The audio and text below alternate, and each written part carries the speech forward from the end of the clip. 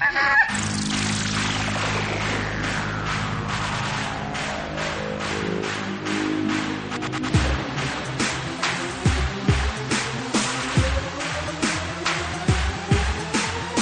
listening to Basically a Sports Show. Follow us on Twitter at Basically Sports. Subscribe to our podcast on iTunes. And download every episode and more at basicallyasportshow.com. Now here's your hosts, Zach, Greg, Mike. And you're listening to Basically a Sports Show. It was a good game, and I'm it was. And I'm not go gonna freak out over game one of an 82-game season. Oh, come on, Mike. You got to freak out. That's what people do in the first Mike, week the of the Leafs season. are going down in flames. They can't be losing to the Habs on opening night like that, man. Yeah, well, they beat the Habs opening night last year, and we all saw how last season ended. So I mean, you look at Bernier, and where was Phil Kessel last night? Right, like he had the game on his stick and just put it into Price's pad. Like I don't know if the Leafs. Phil Kessel is a dirty American. I don't know. No, yeah, Phil is an American, but he pays his Canadian taxes. You know who they needed, don't you? They needed Dougie Gilmore. Yeah, where's Dougie? Where's Dougie Gilmore? Where's the Dougie on this team? Dougie Gilmore. Let's get Dougie Gilmore. We'll get Wendell Clark, and we're going to get a cup. Wendell Clark. Yeah, we'll get Dougie. We'll get bring back Felix the Cat, right? He was good. Felix the Cat is like the reason I'm a goalie. So cool. Oh yeah. I remember. God, this was back in 95, 96. Him and Felix, it was Potvin and Ron Hextall met up at like center ice and just went at it. I don't remember what year it was, but it was awesome. Back in the days when goalies were angry too. Yeah, Ron Hextall. We need Patrick Waugh and Ron Hextall back. Ron Hextall. I remember there's a video on YouTube set to the song "Bodies Hit the Floor," where it's just. It's a combination of him making great saves and him just going after players. There's one where some guy scores on him and he just like chases him down. Nice. You son of a bitch. Listen to how the high spirits around this joint tonight because hockey season has started. Hockey season is We're happy. back. We're happy. I'm happy. My Zach informed me on Tuesday during the football show that Ryan Johansson signed with my Blue Jackets, so I'm good to go. Although I just read a thing on my Facebook page. This is the headline: Jackets not happy with Johansson's fitness. Well, yeah. That's because he wasn't in training. He was skating with the junior team in Vancouver. He'll be fine. He'll be fine. I mean, they're playing Buffalo. It's not. I forgot who it was, but I remember like there was some player for the NFL who, after the NFL lockout ended a few seasons back, his first, when he first reported to training camp after the lockout, he was something like 350 pounds. Well, I mean, God, look at at least he's not Dustin Byfuglien. Yeah. No, Dustin Byfuglien, I don't know. But after the lockout, he came in, 50 pounds overweight? Yeah. He was 270. It's like, what are you doing? I used to see, Dustin Byfuglien, just sitting on his couch eating, eating ice cream, just out of the container. He's not on his couch. Remember, he's got to be on a lake in Minnesota. He's on his Chesterfield, too, by the way. He got to you probably don't know this, Greg, but Dustin Byfuglien, big fat, defenseman for the Winnipeg Jets. Now right winger. Now moved back up to right wing like he was with the Blackhawks when they won the Cup. He, what was it, 2 years ago? He got arrested for a BWI, boating while intoxicated. Oh, wow. Yeah. But nice. It's just fantastic because I just see him eating ice cream and watching the TV, and it's breaking news: the NHLPA and the NHL have reached an agreement to end the lockout. He's just fuck! Oh shit! Yeah, but is Johansson, is he overweight or is he just not up to conditioning wise? Are they worried Probably about just him? conditioning. Yeah, I mean, how many guys have missed spring training in baseball, come out, and it doesn't even faze them? Well, but this is different. I understand. Yeah, this is baseball. You could be drinking a beer in the locker room pregame and just go all right. I've seen it in the NFL too, though, where guys miss the entire training camp and come out and play fine. As my, I'm obviously putting a homer spin on this, but no, and in today's sports, all these guys are still in shape. Mm-hmm. It'll take him a week. He'll be fine. As my dad reminds me all the time, he used to play baseball when he was in high school. With a cigarette and a beer. Oh yeah. Playing third base. I shouldn't say this, but I think it was in my junior or sophomore year of high school. We were having practice, and there was something going on, and there was like 3 guys in the outfield, and we were out there smoking a joint during practice. It was, Speaking of joint smoking, the Adrian Peterson saga continues. Yeah, right. Prosecutors filed to have Adrian Peterson arrested for marijuana use in violation of bond conditions. Oh, for Pete's sake. Peterson admitted to a court employee that he had, quote, smoked a little weed before a court-mandated drug test. Well, at least he was honest, right? Yeah. He's wow. God, talk about killing the hockey buzz, man. We can get back to hockey. We'll go through some season previews. But he's. I read something today too that it's just not looking real good for him right now. Yeah. Apparently they're moving to expedite the trial. I think the court date is set for December 1st or something like that. What was the what was that other thing? It turned out that he was like embezzling money to pay for orgies or something. Yeah, he paid from his charity fund. He bought some. That's what I was thinking of. He bought some hookers for himself, a couple other people, and somebody that was under 18, and paid for it with the credit card from his charity. That's what I was trying to think of. Oh, that's fantastic. Because it's not bad enough that he beat his kid with a stick, but now he gets to throw this in there too. Well, so we're just establishing that he's not a good human being, but no, gonna tear that butt up. Tear that butt up when needed. When needed, right. Yeah. For what was it? Lasting memories. Lasting memories. And they do last. Never forget. And they do last. Yeah. How about the? I know you guys are like probably ready right under the ledge with the baseball playoffs at this point. Cards Giants. I'm rooting for the Justice League of America. Exactly. Right. I'm with Zach. I'm with Zach in this when he said the American League is now the Justice League. Right. I agree. I got nothing against either team in the National League, but it's really time for someone else to do something here. But like the Cardinals did what the Cardinals do, and somehow they just own Clayton Kershaw's life. He just can't beat I think his regular season ERA was something like what? 1? It was 2.1. Yeah. And then his playoff ERA was 7.87. Now I don't think I'm going out on a ledge here to say that Kershaw's probably one of, if not the best pitchers in the game currently. Oh, exactly. Oh, absolutely. But then he just goes up against the Cardinals, and it's like, again. But you know what? Part of it lies on Mattingly, too. Yeah, I was just going to say. Use of the bullpen. There was an article on Sporting News. I follow them on Facebook, and they had this thing, the eight most insane managerial moves of the playoffs so far. And I was reading some of these, and I was like, God, I mean, there's just some dumb stuff that went on. Like Ned Yost isn't even the dumbest guy in the playoffs at this point, and that's really saying something. No, I mean, Mattingly left his closer on the bench in your make or break game of the season. Left Yasiel Puig on the bench. Benched Puig to set some sort of, I don't know, to send a message or some crap. Well, the potential final game of your season is not the message-sending time. Well, not to mention... at that point, you just have to accept that he's kind of a loose cannon and you're going to deal with it. Especially when you consider the fact that if they don't win the World Series this year, Mattingly doesn't have to worry about it next season anyway. He's not going to be there. And what was the other one I saw? It was Matt Williams. You're in an elimination game against the Giants, and you're out there. You've got really your entire pitching staff available, and he goes with his normal bullpen shit. Yeah. During that, I was just like, God. Didn't pitch Strasburg on. I don't know that NLDS round was rough because I've got nothing against the Dodgers, and I actually kind of like the Nationals. So. Yeah, I like the Nationals, and we've seen the Giants before, and I didn't like that the Giants knocked out the Pirates. No. And then the Dodgers one where whoever won that series, I wasn't going to root for them in the next round anyway. But the fact that it was the Cardinals and the way that they did it in such Cardinal-y fashion, you have Clayton Kershaw and you hold him down, and he's pitching a great game for 6 innings in both starts, right? And then you go into the 7th inning and he just blows up, and some rookie no name. Of course. Consecutive. Of course it was. Right.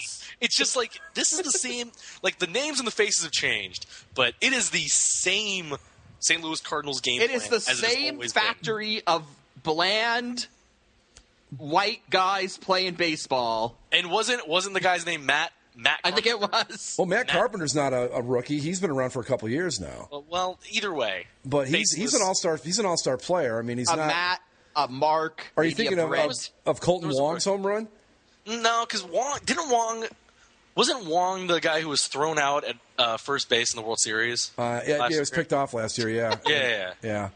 But you know what though? I mean, yeah, you're right about all that stuff. It's the same old cast of characters, and it really is getting kind of tiring seeing the same two teams represent the National League every year. Fourth consecutive NLCS for the Cardinals. But by the same token, though, this is something that I think that you've got to look at. And again, you got to take away your biases and all that.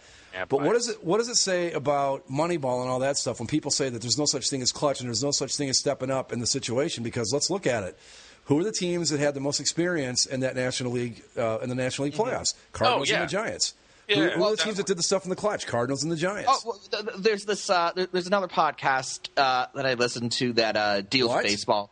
Yes. What? Yes. Oh, there are other podcasts out there, but just wait till we make basically a baseball show, and you'll have nowhere else to go. That's right. Exactly. But the baseball. Those would be Greg talking to himself for 3 hours.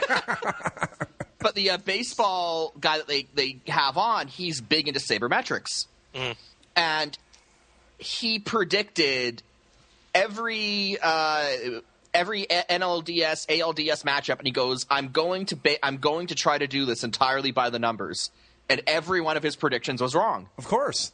So it's like, well, because there is some of those things you can't account for. Yeah. Like you look at the Angels. You can't account for them, like the highest scoring team in all of Major League Baseball. Right. For them to just suddenly go cold, like ice cold in the playoffs. I think the final number was 2 for 25 with runners in scoring position. It was abysmal. And only one of those 2 hits actually scored someone. Yeah, that's just the thing. You're right. There's certain things that you just cannot quantify, and like it or not, you're seeing it now as these, the teams like the Tigers. That team's built for the regular season. I'm sure that on paper and in the Saber group, they look great. But then they get to the playoffs, and what happens? Which is funny because I thought that I had heard all season they were built for the playoffs. Yeah, well, that's what people kept telling me. Because, they have Miguel Cabrera, and they have 3 Cy Young pitchers, and they're going to do it. Their Cy Young pitchers weren't great. No. And their bullpen was abysmal. But I think that the best example of the whole sabermetrics movement being nice in theory and all that, but kind of bullshit when it comes right down to it, is the Kansas City Royals. They they smoked the Angels. There's no two ways about it. If you look at all the metrics involved, there's no way in the world that should have ever happened. I don't think they had a guy on their team that hit over 20 home runs, did they? No, they hit the lowest amount of home runs in all of Major League Baseball. Right. But then the thing that's so damn ironic and awful is when they go into these late extra inning games in the first 2 games in Anaheim, how do they win? Home runs. Of course. It's stupid. All I know is that I played baseball for a long time, and there's a big difference, even at the levels I played at, there's a big difference at a game in the middle of the season where even if you're in a situation where you've got to get a hit to win or whatever, than there is in the playoffs. There's not the same amount of pressure. Right, exactly. And until you can account for that and until you can quantify who reacts better to that, I'm sorry, but the sabermetrics thing, while nice and able to predict that the Padres are only going to win 72 games this year, that's all well and good. I could have told you that without looking at a bunch of paperwork. I knew that by looking at their talent. But until you can figure that out, you need to just kind of go away and be quiet because you're wrong. You're just completely wrong. And I don't want to hear about small sample sizes. I don't want to hear about any of that bullshit. Simple fact is, the teams that perform in the clutch in these playoffs are the ones that are moving on. No, small sample size. The numbers bear out over 162 games. Sure, that's true. But so the number you can't take numbers into account when you go into these small series. That argument I'll buy, that the numbers don't work on the micro level. They work on the macro long season level. And I mean you see it with the stupid Oakland A's. The money ball thing, even when they were the only ones doing it, it worked to a T for 162 games. Couldn't buy wins when it came to the postseason. So it works to an extent, but sorry, you're going to be the Oakland A's. You're going to be the San Jose Sharks. You're going to be the Cincinnati Bengals, I guess. where you're going to do decent in the regular season and not be able to do jack shit. I don't know. The Sharks starting out strong. Yeah. And yeah, no, that's exactly what I thought when I saw that. Oh, the Sharks are off to a strong start in the regular season. Well, it's just it's one game. Just one more thing, and I'm going to use an example you guys aren't going to like, but one more thing on the whole postseason and the ability to step up. Matt Carpenter in the 2014 season hit 8 home runs. Yeah. He hit 3 in the playoffs so far, right? He hit Clayton Kershaw's curveball. Right.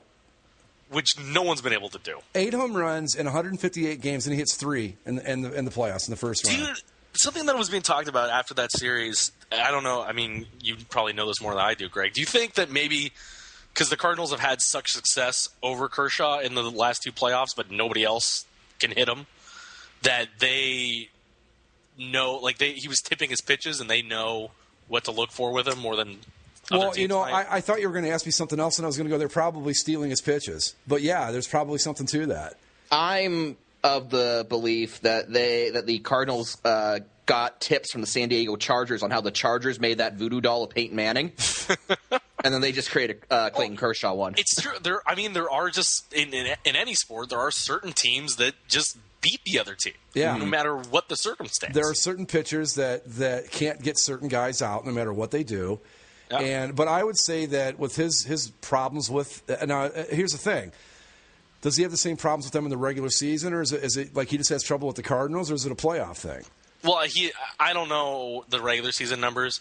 It's just it's the last 2 years where they've played the Cardinals in the first round, or not in the first round, but in the playoffs, and they've crushed them. So it's probably been a little bit of both. He probably gets a little more amped up than he should in the playoffs. Kershaw does, and then if they're not stealing his pitches, and he's not literally tipping them off, they're so dialed into his tendencies and what he tends to do in certain situations.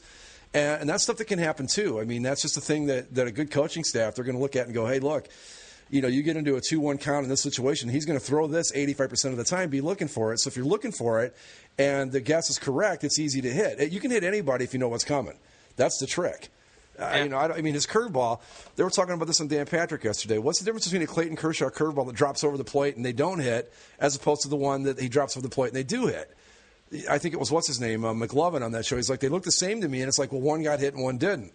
And I don't know. It's just a whole lot of things. You can't predict baseball. You can predict it over 162 games, but you're never going to be able to predict it in the playoffs and in the World Series. It's just the way it goes. I mean, I think baseball, more so than anything else, like we talk about how the NHL playoffs could be a crapshoot, but I think baseball, in and of itself, no other sport is really so much of a crapshoot from start to finish as baseball is. Well, that's why they play 162 damn games. Right, to kind of level that out, yeah. Right. So when you get into situations where it's best 3 out of 5, that's theoretically teams go on 3-game losing streaks in the regular season all the time. Exactly. Mm-hmm. But then once you get to the playoffs, then it matters. So it's like the Angels. If the Angels and Orioles had played, or Angels and Royals had played like a month earlier, when the Angels were just tearing away from Oakland and Kansas City was falling back to Detroit and kind of fighting with them. Mm-hmm. What happens then? The Angels probably crush them, right? Well, here's another thing to look at it too. If this was a 21-game series, there's probably no way the Royals won it. They're just they're not talented enough. But that, playing a 21-game series, my God. Well, I know. I mean, it's absolutely ridiculous. But the point is that Could you imagine? The reason the season's so long is so that you don't have. Like, if you only played a 21-game regular season, God, the Astros could win. Sure. But in a 3-game or 5-game series, a 7-game series, anything can happen. I know that there are people out there that don't like it because the best team doesn't necessarily always make it to the World Series, but it's fun. I mean, granted, Zach and I aren't exactly happy that the Royals just beat the daylights out of one of our teams, but at the end of the day, it's still cool to see them in there as opposed to, say, the Red Sox or the Yankees. So, there's a downside to it that the better teams can get caught off guard, and all of a sudden you go, wow, what happened there? But there's a fun side to it too, like seeing the Orioles and the Royals. I don't know if they've ever matched up in the American League Championship. They have not. Yeah. No. So it's cool. Although one of our good friends, McCarthy, friend of the show, he put up that when they first started having American League Championship Series, that either the Orioles or the Royals participated in 13 of the first 17, right? But they never played each other at that point. But that's which is crazy. I've said it before. Like the Royals back when I was a kid, up until they won their only World Series in '85. They were literally considered baseball's model franchise. Everybody said, if you're going to put together a baseball team, the way you do it is the way these guys do it. They lost to the Yankees in the ALCS, I think, in 77, 78. I don't remember 79. And then they finally beat them in 80, lost to the World Series to the Phillies. But they were there every year. And after 85, right off the cliff they went, and that was that. Think about this with these two teams. Just 5 years ago, 2009, Baltimore, 98 losses. Kansas City, 97 losses. Both last place in their divisions at the time. If you had told me that in 5 years the Orioles and the Royals would play each other in the ALCS, you'd be laughed at. No way. Hell, the Nationals lost 103 games in 2009. What about the Giants? The Pirates lost 99 games. Yeah. The Giants were only 4 games over 500. But 4 games out of the wild card. You think back those 5 years ago, and that was at a point where everybody thought that for teams like the Royals and the Orioles and the quote-unquote small market teams with no money, there was just no hope. That's what everybody believed. There's just no hope. And I don't know if it was the revenue share. I don't know what happened in baseball where all of a sudden it's like everybody has hope now because teams rise up every year out of nowhere, and I don't know. But yeah. Also, just to remind myself that 5 years ago for the Angels, nothing changed because they won 97 games and they lost to the Red Sox in the first round. Right. They beat the Red Sox in, was it 2010? What am I thinking? There was one year where they finally knocked them out in the playoffs and went on and lost. It must have been in 2009. Or no. They beat the Red Sox and then lost in the next round. I can't remember who they played, though. Let me look at 2010. It might have been in 2000. No, was that the year? No, that was the year that we beat them. Yeah. And they lost to... the Yankees, right? Because the Yankees won the World Series in 2009, I think. Did they? They didn't play the Yankees. Well, they lost to somebody. I know. Remember, they finally beat the Red Sox. I guess they would have had to have played the Yankees. They finally beat the Red Sox. After all those times they tried and lost, they finally beat them. And then that's right. And then they moved on and fell right apart. But anyway. I don't remember. So I take it we're all rooting for either the Royals or the Orioles the rest of the way out? I'm rooting for the Royals. The Orioles, bleh. Nah. Yeah, your American League East. Yeah, American League East rivalry. I would say that bitter bird rivalry in the bitter bird rivalry of the AL East, the Jays and Orioles. So yes.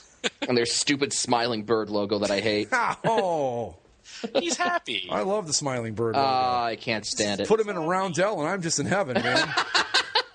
They have that too. Well, I mean, you said that we can't predict baseball, but let's try and predict baseball.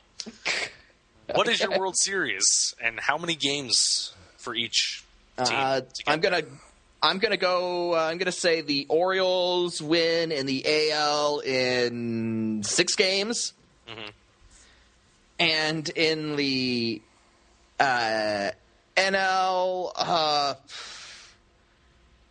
that's tough. I'm gonna say because it's an even year. The Giants have that thing, so I'm going to say the Giants beat the Cards in 7 games, and so that gives us the Halloween series, the Giants and the Orioles. Yeah, and I think that goes to the Giants in 5 games. 5, wow. Yeah, I'm going to say.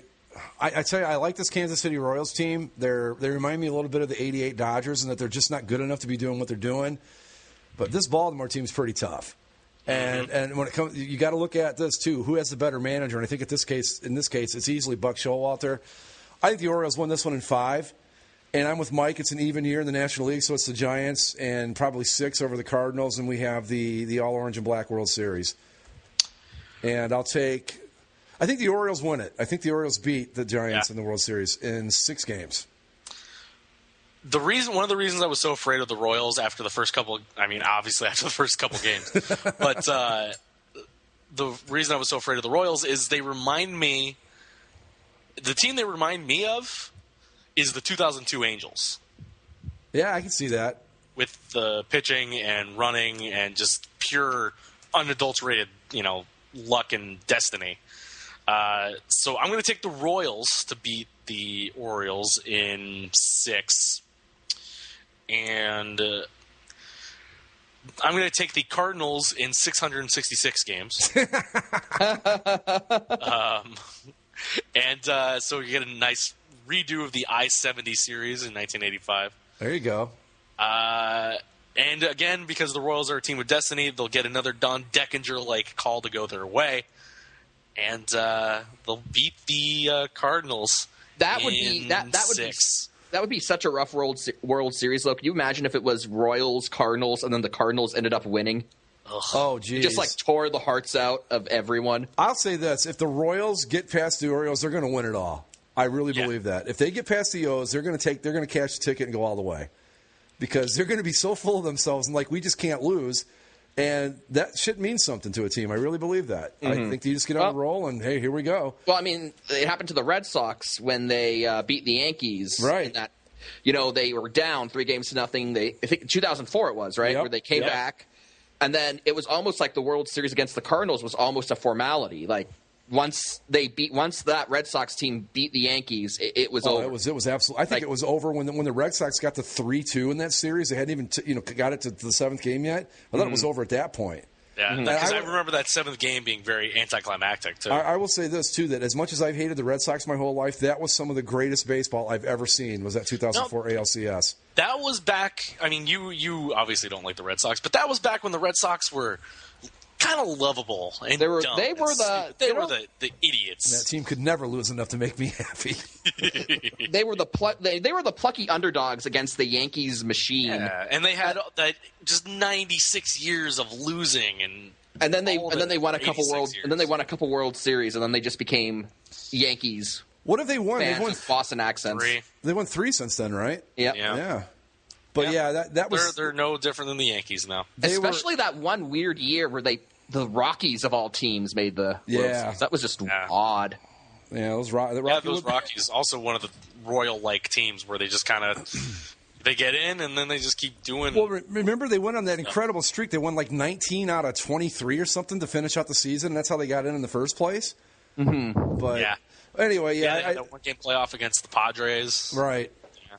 Yeah, but I would love to see the Royals win it all, and that's who I'm rooting for. But I think the Orioles probably will take it. I don't know. They just seem to match up well against the Giants. Like I know that. Like I've ever seen them play each other, but we'll see. Yeah, baseball. Should we move on? They had so much hope.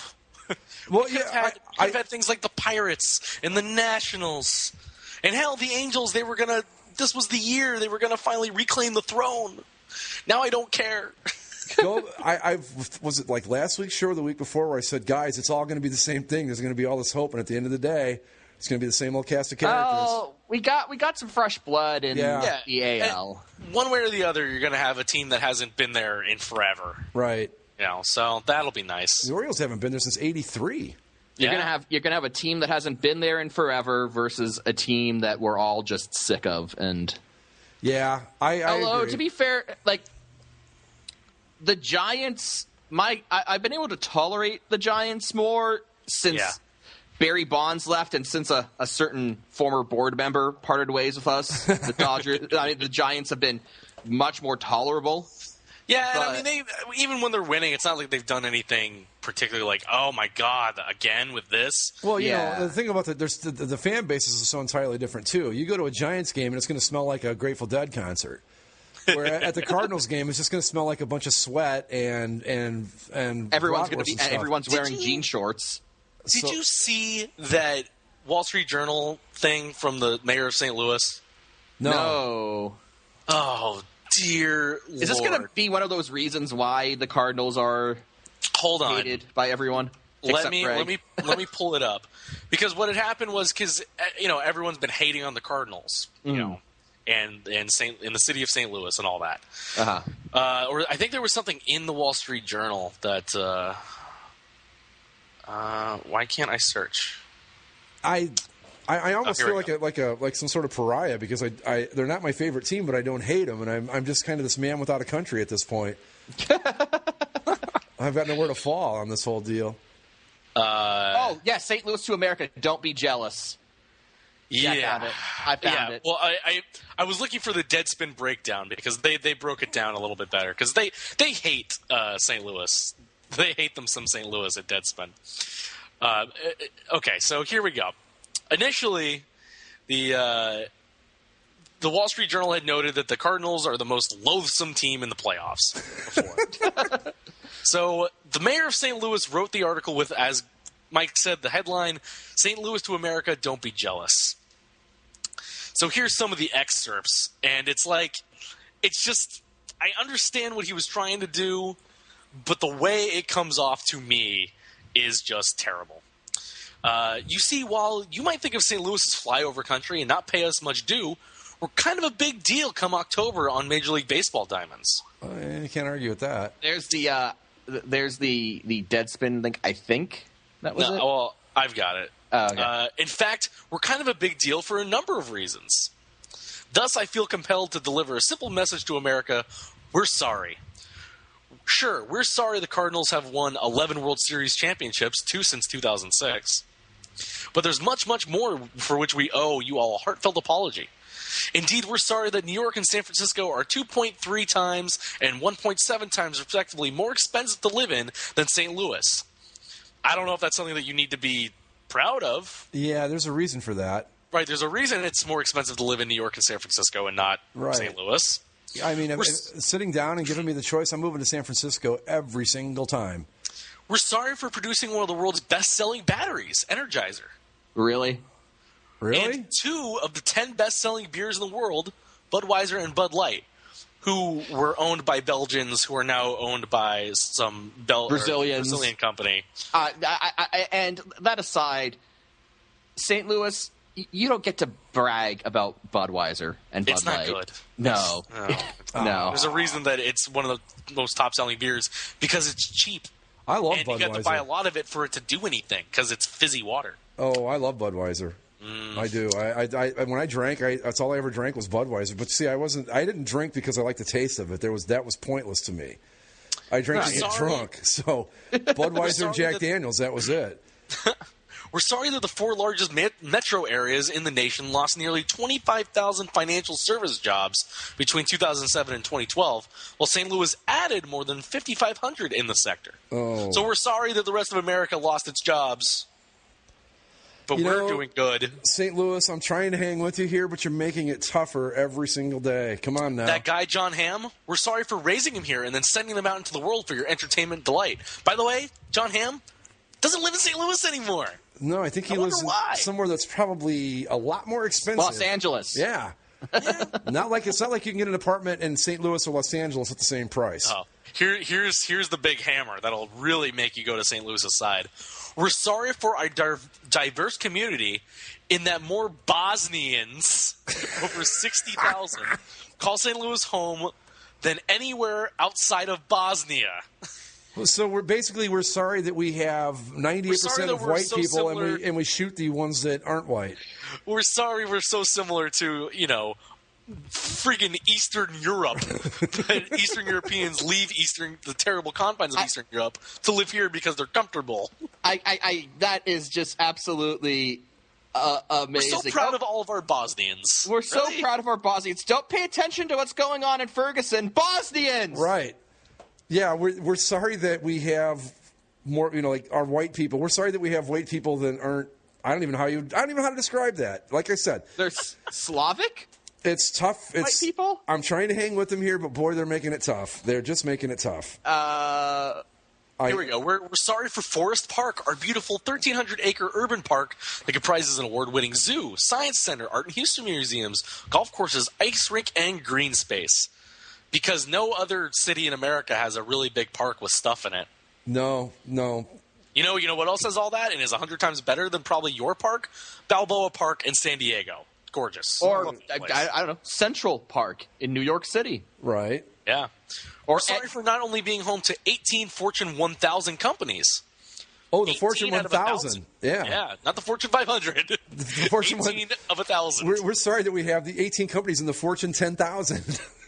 I wonder how many of those Fortune 1000 companies are in New York, Chicago, Los Angeles, San Diego, San Jose, San Francisco. It's really, really tough. I have no defense for that. I can't say, okay, yes, their fans are assholes, but they do play good baseball. I can't defend that with any of that. That was just some douchebag stuff right there from the mayor of St. Louis. But for developing one of the most promising and fastest-growing ecosystems for startups and entrepreneurs, delivering innovations that are being used by businesses and consumers worldwide. Like that pesky social media platform Twitter, St. Louisian Jack Dorsey. Twitter, by the way, their headquarters are in San Francisco. Or credit card producing device Square, St. Louisian Jim McKelvey. Square also not based in St. Louis anymore. We're sorry that at the 1904 World's Fair in St. Louis, that Richard Blechnian served tea with ice, thus inventing iced tea. Although not that wasn't going to happen if he didn't do it.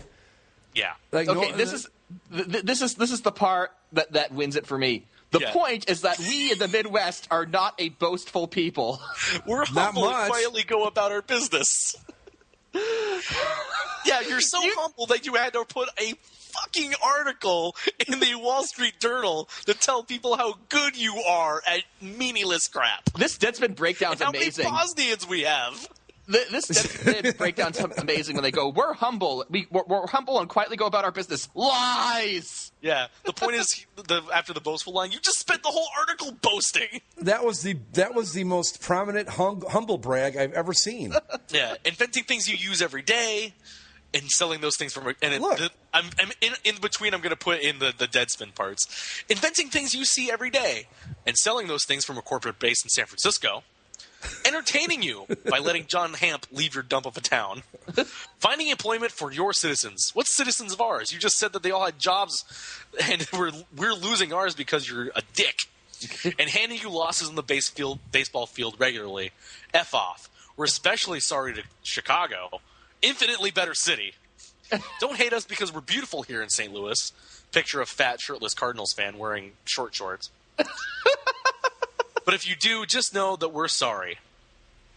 Yeah. And then he ends it off with go-karts. I think I'm going to have to wear my Giants gear the rest of the playoffs after that. I'm sorry. I can't defend that. I can defend the baseball team to a point. I know people hate them, but they do play good baseball. The thing about and the thing is, we don't necessarily hate the team. They're faceless, bunch of white guys, whatever. The thing that really pushes it home for the Cardinals is garbage like this. Exactly. I've got no defense for that. Best fans of baseball and fans and all Cardinals and all of it. It's the fan base. It's like, okay, yes, the Cardinals are a well-run team. There's no doubt about that.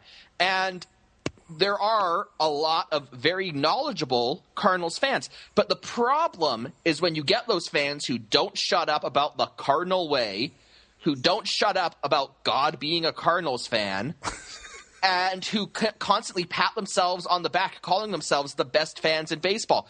Is it so much to ask that Cardinals fans just be knowledgeable fans of a well-run team? That's all it has to be, but they insist on making it more. First they off, have to make sure to let everyone know that they clap for the opposing pitcher if he has a good game. Everybody does that. I saw Yankee Stadium. There was somebody that was going to throw a no-hitter one time, and they were cheering for him the whole way.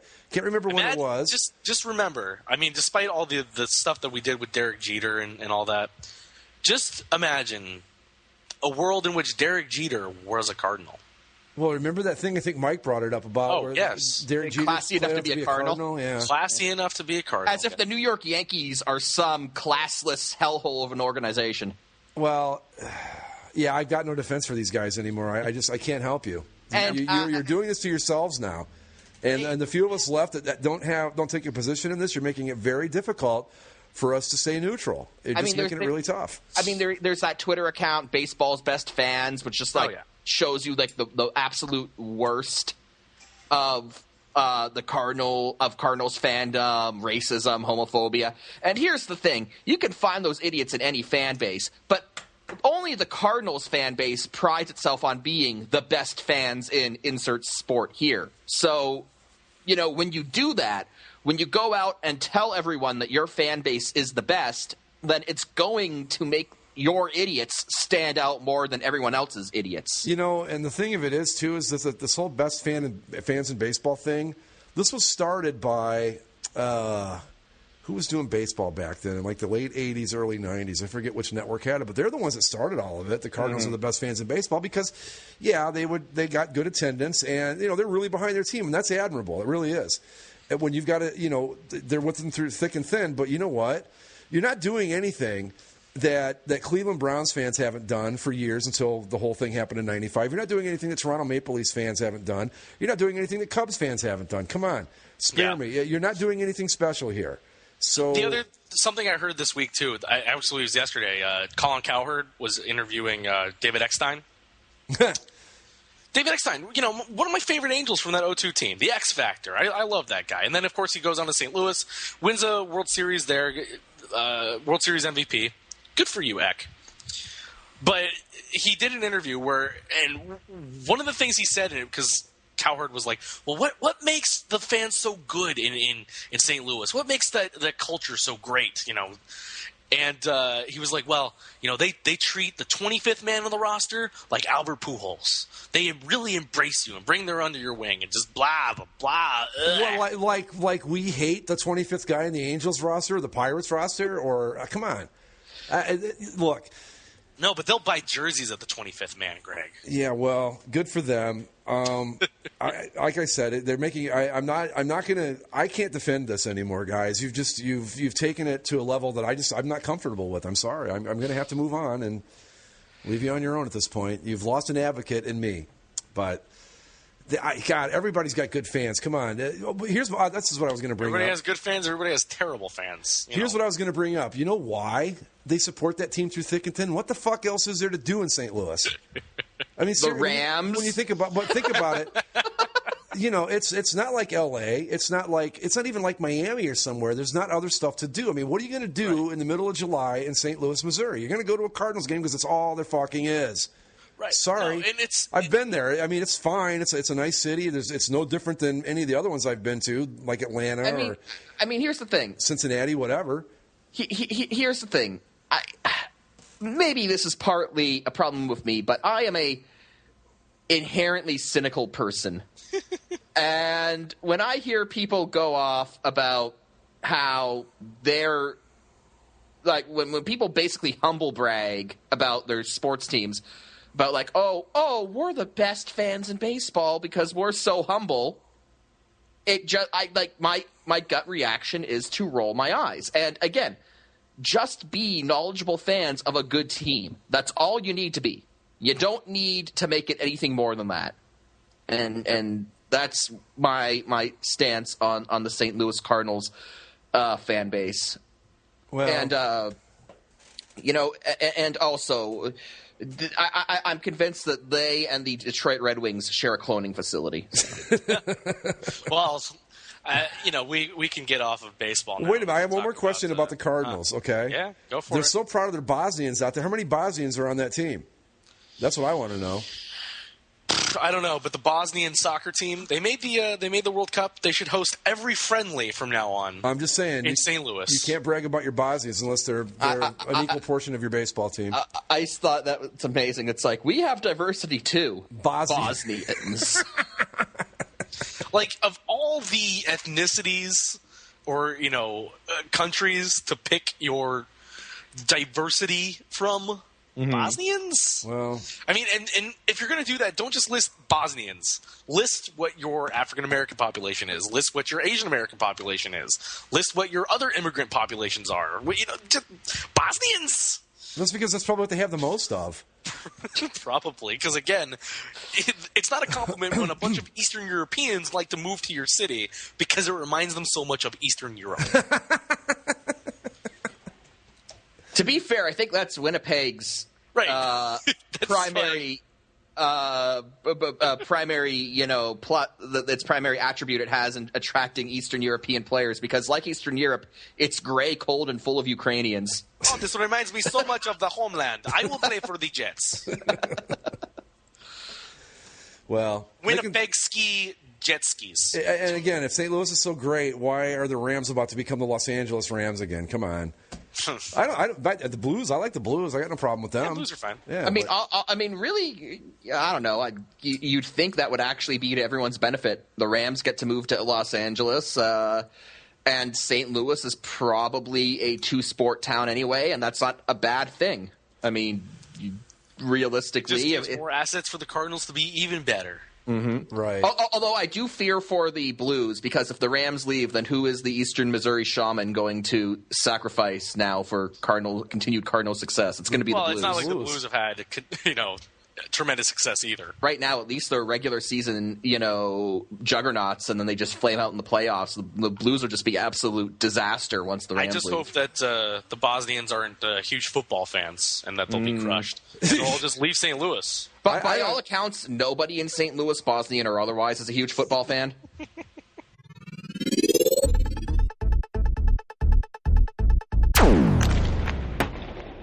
Hockey. Back to hockey. Yeah, so hockey puck. is back, and I'm stoked. I'm actually wearing my Leafs jersey. So I'm wearing my Ducks t-shirt.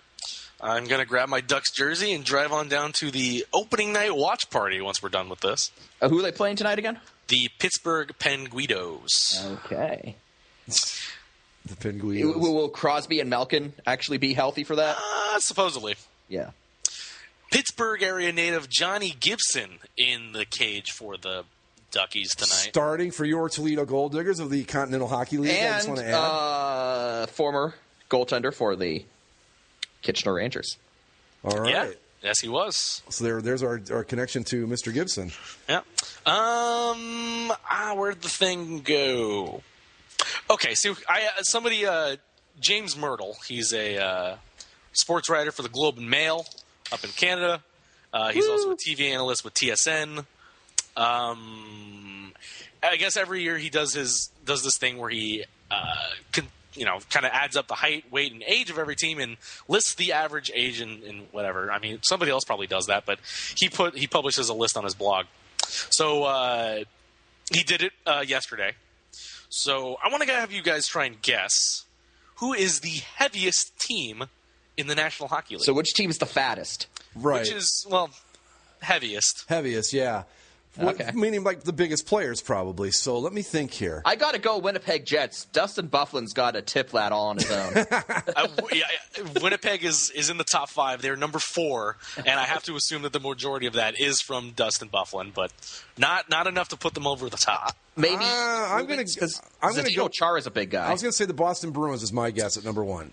Boston is 20th. Wow. Hey. Yeah.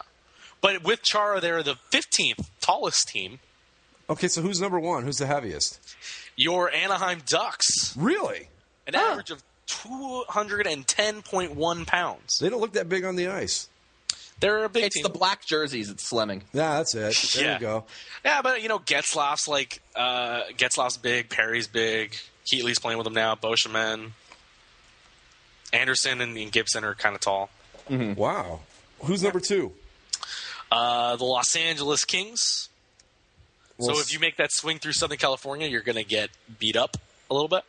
Where do my Columbus Blue Jackets fall on this list? The Beach are 15th, right dead center. Okay. What about the Maple Leafs? Maple Leafs an even 200.0 pounds. Oddly enough, and of course, why not, the same weight average as the Tampa Bay Lightning. Of course. Of course. Yes. The lightest team in the league. Where do they rank, though? Where were they? 21st. 21st, okay. The lightest team in the league is the Calgary Flames. 196 pounds on average. See, I don't know if that's going to be good, because I know that I don't think that light guys are very truculent. Well, not that it matters. Chicago is 29th. And Edmonton is 28th. Oh, yeah, because I was going to ask you who the top 5 were, because then we could kind of do a little correlation thing and see if it mattered. Yeah. Top 5 is Anaheim, Los Angeles, Winnipeg, or Washington, Winnipeg, and Dallas. Okay, so it really doesn't have much of a correlation to who succeeds in the playoffs then so far. And the bottom 5 is Calgary, Chicago, Edmonton, who's 27, Vancouver, and the New York Rangers. All right, so then really the weight really doesn't play much of a role. Yeah. Yeah. Who's the tallest? Let me see the tallest let me see if I can guess here. I'm going to You're go. not going to guess it. Okay, or maybe I will. I'm going to go with the Nashville Predators. Nashville, where is the Preds? The Preds are 15th. Okay. The tallest team in the National Hockey League is the Ottawa Senators. A lot of good it does them. I would have guessed the Tampa Bay Lightning because Yzerman has that thing for tall goalies. They're 12th. Second tallest is another small Canadian town, the Winnipeg Jets. They're actually Winnipeg is tied for second with your Arizona Coyotes of Glendale, of Seattle, of Las Vegas, of Phoenix. Yeah. Can we talk about that, by the way? About how apparently the Coyotes were moving truck ready. Well, to leave. We all kind of knew that was the situation. But I guess the information came out this week that they actually had a moving truck company purchased. Mm-hmm. Like they were ready to move the next day if they needed to. After when? Going back to that? Back to the city council vote, because the city council vote was 4-3 in favor of keeping the Yotes. So if they were one vote the other direction, they're out of town. Right, they would have been gone. They would have literally had that quick packed up the next day, like Baltimore Colts style, middle of the night. I think people would have seen it coming because of the vote, whereas the Colts just moved. Well, I mean, in terms of style of the trucks are here, we're leaving. Like what? Yeah. Oh, okay. I mean, I know that you guys were going to leave, but I thought you'd at least, I don't know, give us a month to put things in boxes. But all right. Damn, they had them running out in the parking lot, huh? All ready to go. They must have had stuff in boxes, right? You would think. You would have think that they would have told the employees, hey, look, if this vote goes the other way, we're out of here on Monday. Yeah, but man, I don't know. They had Mike Smith's spare stick. Collection. Yeah, but I mean, if they had the truck, we make it sound like the trucks were idling out in the parking lot. And if the vote changed, it was we're gone later. They were though. Really? Well, I don't know. I think that's just kind of turn of phrase. I think what it was that they had the trucks purchased. They were ready to move if the vote went the wrong way. Right. Mm-hmm. Or I don't know if the case, trucks the right way. were idling in the parking lot or not. That would have been funny. Just the cargo or the loading docks open at the arena. Everybody on hand, all right, the vote's coming down in 20 minutes. What are we going to do? Oh, we're pushing it back a little bit? Why? Some ladies yelling about the fountains? God damn it. And Grandpa Simpson had his own proposal he had to hand out. That council meeting was just fantastic. In fact, they're like the heroic firefighters that died. No. And what was actually great about that was before we got to the Coyotes, they were talking about ambulances. And during the ambulance discussion, it was kind of revealed that nobody knew Robert's Rules of Order. Yeah. It's just nobody knew actually how to run a proper... What do we need? Decorum? Do we have it? Do we need it? Are we just going to go to old news? Okay, we'll just... How great would it have been if they had voted for them to move and it didn't count because they'd screwed up somewhere in the process where they didn't do a second or whatever. Well, the thing is, that's what kept them there, was just a technicality. I think it's one way or the other they're gone, because right now there's the investigation into the board meeting in terms of the open meeting laws that they have in Arizona, and so if they find that they violated those, that the decisions from that could be reversed. Ooh. But otherwise, they're probably going to move anyway, because supposedly they were sold again. Within a year, they've been sold again for more money than they were sold for a year ago, despite them losing $28 million last year. Yeah, how does that make sense? Let's talk about this. The deal is the team can actually leave in 5 years if they lose $50 million over 5 years. 1 year in, 1 year, $28 million lost in 1 year. And so they're selling him to Andrew Barroway, who, if you don't know the name, he was in line to purchase the New York Islanders earlier in the year. But at some point, because Charles Wong is a crazy person, decided to call off the deal. Barroway was suing Wong over it. And then Gary Bettman's probably like, hey, look, you can buy the Coyotes and you could drop the lawsuit. And he's like, oh, okay. So now he's Andrew Barroway. He's some lawyer from Philly, I think. Yeah. and he's going to buy 51% of the Yotes, reportedly, from the Arizona Ice Edge people. For how much more than the last price? Was it? It was more like than $100 million more. He must know something. I think the franchise was sold for 176, and he's going to buy it for like 300. He must know something because that otherwise it's just a really dumb move to make. Well, and what he knows is that the clause in the contract. He knows that the thing's a money sink, and that all he has to do is buy it, and he's in 2 years' time he could leave. Right. I mean, even less than that if the meeting thing turns out where it gets invalidated for whatever reason, and they can just go ahead up and leave. That's what I mean, though. He's got to have done some research where he's like, look, if we move this team here, we're going to make this much money. Because people with that kind of money don't just go out and go, hey, I think I'll buy a hockey team. Oh, this one's for sale. I'll take it. Yeah, no. I mean, I have to think that if he paid that much money for them, he is preparing to move them. Because legally, everything's lined up for them to move. But if they do move, I'll be sad. We'll lose this from our lives. That's okay. We'll find something else. I just hope that when they do move, that Fountains lady puts up a YouTube video because I want to hear what she'd have to say. I want her to do a video and fall off into a thing of grapes like that lady did when she started sounding like a seal. That would be awesome. Anyway. Other interesting things from this thing. Okay, so they have the oldest and youngest teams in the league. All right, let me guess the oldest team. Well, okay, it's I want to point something out. The first place team has an average age of 31 years. Okay. The second place team has an average of 28.8. Wow, so the oldest team is really old. This one team is significantly older than the rest of the league. And if you remember some of the roster moves that happened over the offseason, you would know exactly who this team is. Colorado. No. Colorado. Colorado's actually fifth oldest. I was going to go with the Rangers. The New York Rangers are third. All right. 28.6. Okay, so who is it? The New Jersey Devils. Oh yeah, okay. Yeah. Who in the offseason brought Scott Gomez back. Still have Patrick Elias. Gave Thomas Caberlet, of all people, a pro tryout contract. The Devils rocking it like it's 2000. Yeah, did they get Bobby Holik back while they were at it? No. I see what Scott Stevens is up to. Maybe he wants to strap the skates back on. Yeah, just they're such a funny team because had they not been awful, just flat out awful in shootouts last year, and stopped giving Martin Brodeur some pity starts later in the year, because Corey Schneider was having a great year. Yeah.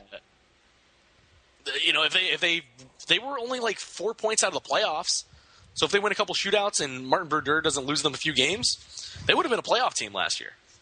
Oh, so they solved this by going out and getting older. That's always a smart move to make. Yeah. Wow. But that's kind of Lou Lamoriello's thing. Is he's very loyal to his old players, and he just keeps bringing them back.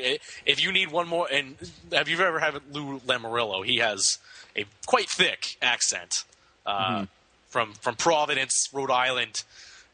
If you want a shot back in the NHL, you can come to me, and we will give you that contract. The youngest team in the league. That's got to be Edmonton, right? Your Columbus Blue Jackets. Really? Yeah. I knew they would be down there or up there, depending on how you look at it. I didn't think they were the youngest, though. Buffalo is 29th. Edmonton is 28th. Yeah, because I was thinking Edmonton, they got a lot of young guys. Yeah. But so your Blue Jackets, the future is bright because they're so young. That's right. They're taking the Eastern Conference this year, guys. Simple as that. The Met? Are they going to win the Met? There have been several people that I've seen that are predicting them to win the division, win the East. I think we're getting a little carried away here, but okay.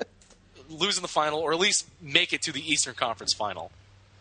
I think a more realistic view, like a more realistic prediction for the Blue Jackets this year is probably do a little bit better with points, maybe win a playoff series, and that would be pretty good. Come on. I mean, it's interesting because The Metro division, because we can start looking at some of these divisions real quick. Mm-hmm. The Metropolitan division. I mean, you have to assume that Pittsburgh is the best team in that division. Right. This is the division, if you forgot, with the new alignments. It's Philly, Carolina, Columbus, New Jersey, New York, and New York. Because when I think of metropolitan areas, I think of Columbus, Ohio, and Raleigh, North Carolina. Well, yes. Of course, yeah. And even Pittsburgh, Pennsylvania. But either way.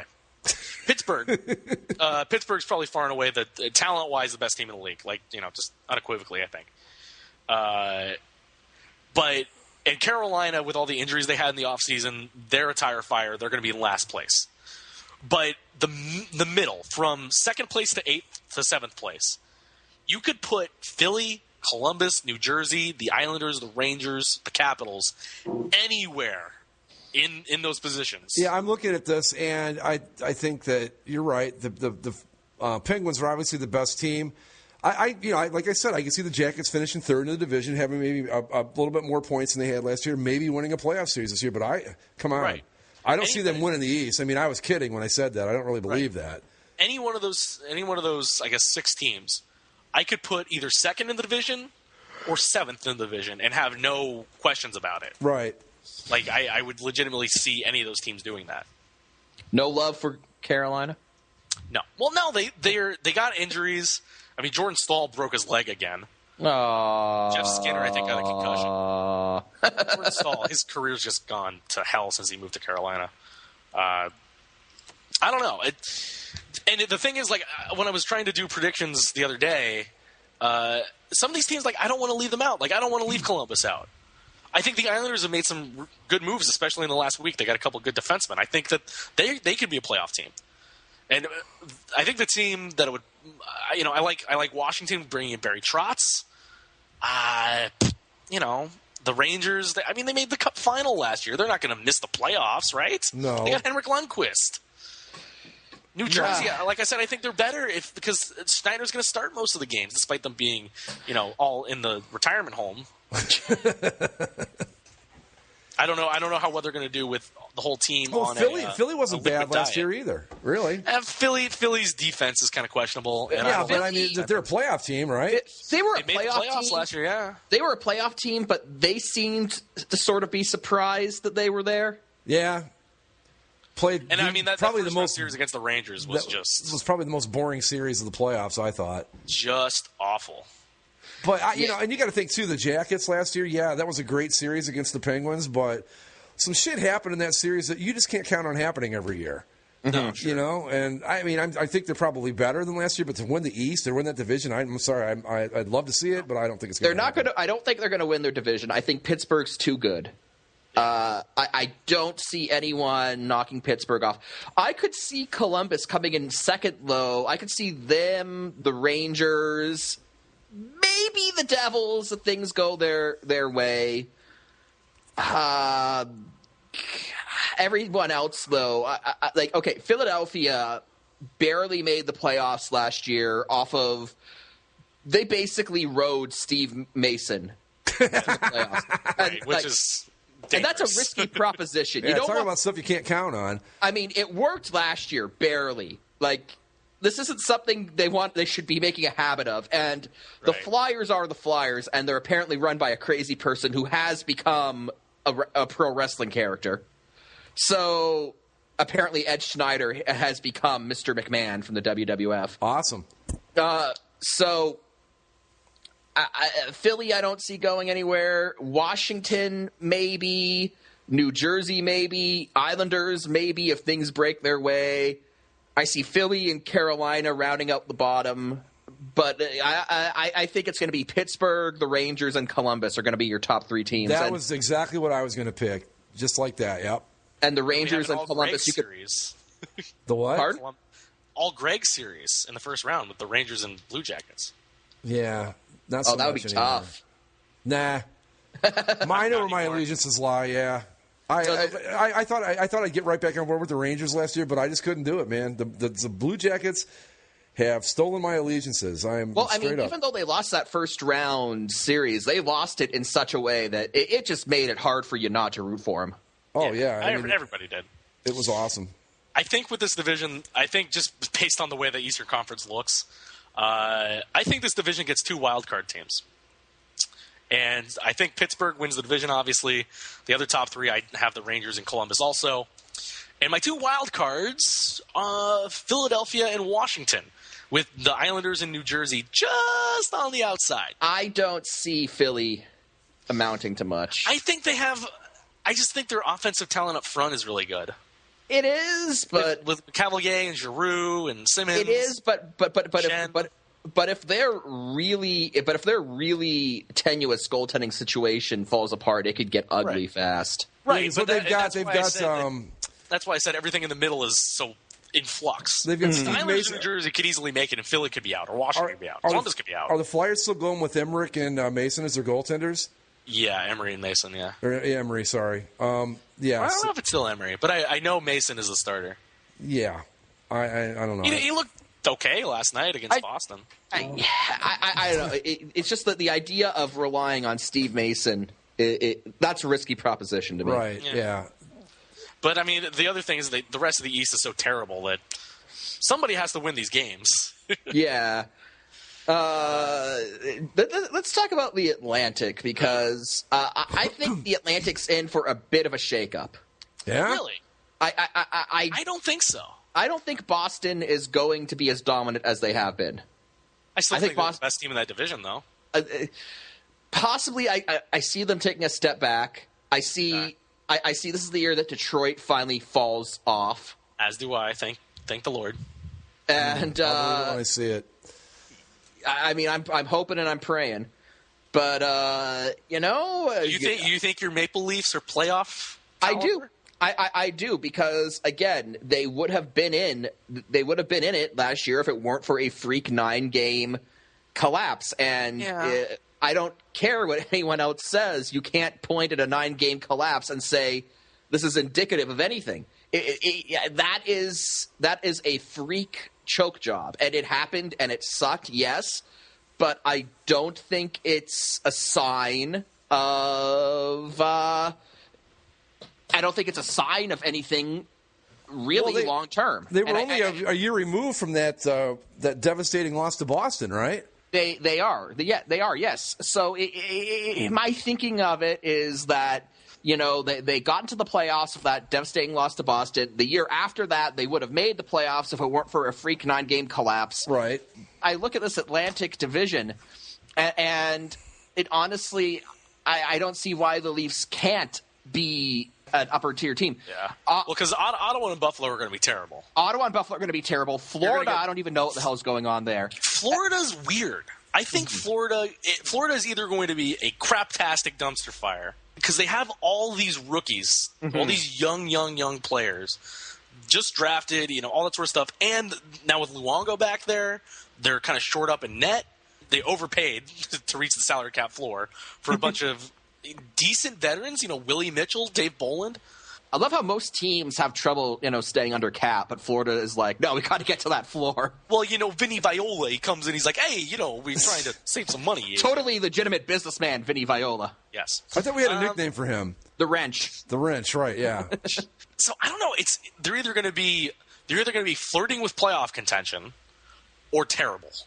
I think just based on what you guys have all just said there, I think that they flirt with playoff contention. I don't think they get there, but I don't think they're going to be a dumpster fire. I think that you get a bunch of young kids and they start getting a little bit of confidence, and who knows? If they get some chemistry working and guys like Barkov and Huberdeau, they start producing, what the hell? Why not? I still think the top 3 is the same. It's Boston, Montreal, Tampa. I'm not going to say Boston's going to drop out of the playoffs or anything like that. No. But I don't think they're going to be as dominant as they were. They're not going to be the President's... I don't think they're going to win the President's Trophy. I still think they win the division, though. Probably. Tampa... It'll be tighter with Montreal. I think Montreal's better. Tampa... People are picking Tampa Bay to win the Stanley Cup this year. I don't see it. Based on what? I don't see... goaltending's healthy all year. I mean, really, they got swept by Montreal because Ben Bishop wasn't playing. But it probably is like a 6-game series. It's probably a 6-game series of Ben Bishop's in net. There was more wrong with the Lightning in that series than just their goaltending. But I look at the Atlantic, and I'm not saying it's a sure thing that Toronto makes the playoffs, but I do think the Leafs have a better shot at it than a lot of people are giving them credit for. So I think Detroit finally falls off the ledge. I am going to enjoy myself the day that they become mathematically eliminated for the playoffs. All the years of, we pull Magic out of the 4th and 5th and 6th and 7th rounds of the draft. I think that finally is going to catch up with them. And they're going to run out, and they're going to run out of, clone Swedes. They got Gustav Nyquist, or Grover Nyquist, as Greg called him last year. This sounds better. Come on. Tomas Tatar, guys like that. And it's like, okay, yeah, they're good, but they're not going to replace Pavel Datsyuk and Henrik Zetterberg. They're kind of like the Patriots. I mean, they can only rely on that kind of thing for so long, but eventually you're going to get diminishing returns. Is this the year? I don't know, but could be. I think they finally drop out. So my Eastern playoff teams are Pittsburgh, Rangers, Columbus, Boston, Montreal, Tampa, and wild cards to Philly, Washington. Okay. To the West. Let's start in the Central. The Central Division, for my money, is the best single division in all of professional sports. I'm looking at it. It's hard to argue. Chicago, St. Louis, Colorado, an improved Dallas team, a solid Minnesota team, Nashville with some improvements on the wing, new coach in Peter Laviolette, and poor Winnipeg. Oh, poor Winnipeg. Gonna get destroyed this year. Yeah, but their fans are happy they got their team back. Well, their GM, Kevin Cheveldayoff, in 4 years on the job, just made his first player-for-player trade last week. Yeah, it was to get Peter Budaj, and then they then put on waivers. He put on waivers. So, let's trade for a goaltender. Let's put him on waivers. Why? Why would you make a trade just to put a guy on waivers? I don't know, man. Okay, I'll tell you what Winnipeg's biggest problem is, and it's nothing at the coaching level, and it's nothing at the player level actually, because the problems on those two levels are just symptomatic of the bigger problem. And that is that the people running True North Sports Entertainment are just loyal to a fault to some of their guys. Yeah. Because the whole management team was basically the Manitoba Moose. It was the Manitoba Moose, and they just moved that management team up to the NHL. And an AHL management team is an AHL management team for very specific reasons. They finally fired their coach after it was clear that and Paul Maurice actually, was managed to get a lot out of that Jets team, more so than I think people thought he could have. Yeah. So I think they're actually fine on the coaching front, but their front office just needs to be purged. Like the people like, okay, Lord Thompson, who's the guy fronting, an actual real life Lord is actually the majority owner of this team. I'm sure he has a portrait of the Queen in his house. Probably. He better. But I want to know what his ownership, suite is like at the games. I just imagine there's like a roaring fireplace and like some guy with like a violin, and they play those really long trumpets before he comes in. Yeah. Presenting Lord Thompson. But I want to he needs to someone at the upper levels of ownership in that organization need to just purge that front office, because like Zach said, an AHL front office is an AHL front office. It's not an NHL front office. And it's becoming very clear that even with a rectified coaching situation, this team is still struggling if you have idiots running the team. So, yeah. Nashville, they still have Pecorine. They still have what is his name? Shea Weber. But it's funny. The forwards, I've heard it described to me as Nashville is a donut. They have really good wingers, nothing down the middle. Yeah. Okay. I mean, they got James Neal now. They have Mike Fisher, Patrick Hornquist. Or did Hornquist get traded for Neal to Pittsburgh? I'm not sure. I think that was the case. Anyway, and Peter Laviolette comes in, and he's a more offensive coach after years and years of Barry Trotz in the trap. But they don't have the scoring punch, so they're on the outside end. Honestly, with the West, it's so good. It's just so much better than the East. And I think the 8 playoff teams from last year are the 8 playoff teams from this year. Slightly different orders, but Nashville or Winnipeg ain't going to make it. No. And then you look at the Pacific for a second. Calgary's awful. Edmonton's not going to make it. Edmonton still has no defense. Vancouver's not. The Coyotes are going to be a little bit better, I think, but not better enough. And Vancouver, they're going to be helped by simply John Tortorella not being there and getting Ryan Miller in net, and Nick Bonino's a little upgrade for them. They get Ryan Kessler out, who was kind of souring on the team at the end. But they're still not, talent-wise, they're not good enough to compete with the top of the Pacific or what they got in the Central. Mm-hmm. Because Chicago, Cup contender. St. Louis, Cup contender. And they added Paul Stastny in the offseason. Colorado, surprisingly good year last year. Probably going to regress a little bit. I think they're going to regress, but they're still going to be a playoff team. Still going to be very good. And they get Jerome McGinley in there, too.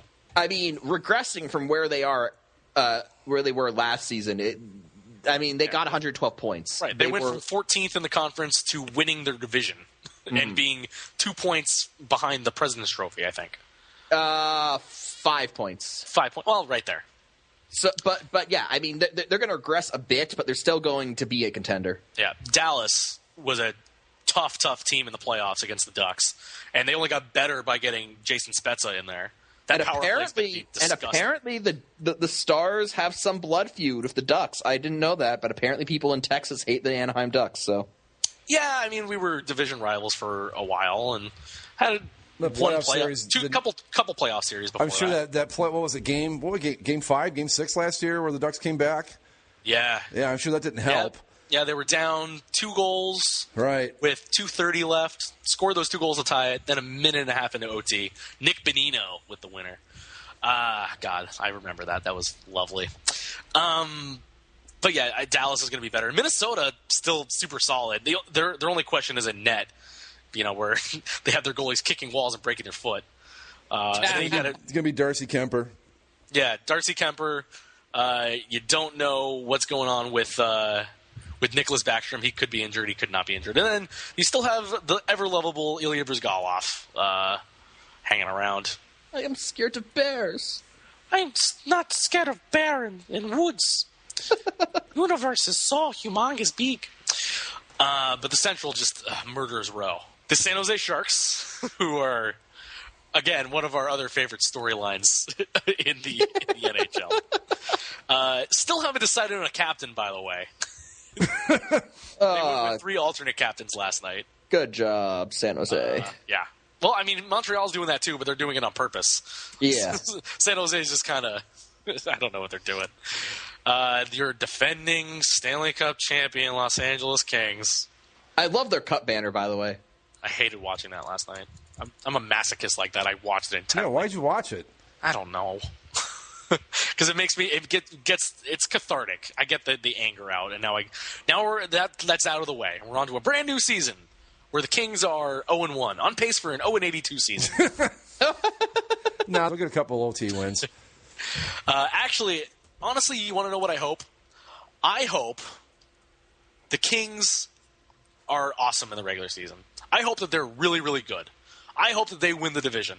I hope they go gangbusters on everybody so that they can reverse their devil playoff karma magic. What are you going to do if they do exactly that and then they're just dominant in the playoffs again? I might quit. And then Anaheim, my Ducks, won the division, always make the playoffs, win divisions. That's what they do. It's weird for me as a Ducks fan because this is legitimately the first year where I'm going into the season not caring at all about wins and losses or what their seeding is going to be because of how the last couple playoffs have gone and after losing to the Kings. Because you look at the West and talent-wise, the Ducks are going to make the playoffs. And the way that the playoffs are structured now, they're going to play the Kings, the Sharks, or both at some point, right? Yeah. So I don't care about the record. I don't care about the standings. They're going to make the playoffs. I care how well they're playing. All that matters is if we go and we lose to the Kings again, then nothing matters. Yeah. They could win the division. They could win the President's Trophy. They could be the best regular season team of all time. But if they lose, it doesn't matter. Playoff-wise, San Jose, Anaheim, LA out of the Pacific. I don't think the Ducks will win the division this year. I think because of what happened last year, I think they take the pedal off the gas a little bit and just try to be good when it counts. And then the Central, Chicago wins the division, I think. St. Louis, Colorado, and your wild cards are Dallas and Minnesota. All right, so now who do you like to win the West? To win the Western Conference, who would I be if I wouldn't pick my Anaheim Ducks? Mike? I've got to go with Los Angeles. You're dead to me. You guys, okay, you ready for this? Okay. This is the year. San Jose fans, perk up. This is the year they're going to finally break through and do it. Yep. Wait and see. I'll finally write them off for good. This is the year. This is what's going to happen is they're going to choke, and then next year Greg's going to be like, now that we've all finally written them off, they're going to do it. And then they're going to choke again. Well, see, I literally said the same thing last year. Like, we're all going to write them off this year, and guess what? This is the year they're going to do it. And then they go up 3-0 and lose. I'm joking. Of course they're not going to do it. There's no fucking way. That's cruel, Greg. It is cruel, but it's the reality. I'm with Zach. I think that I tell you, the times I watched this Ducks team last year, man, when they were on, and they're a good team. Boy, I don't know though. You get the Chicago Blackhawks, and they are a thorn in the side. They seem to have developed a case of Brian Burkeism. They're signing a bunch of grinders and enforcers. And I don't know what's going on.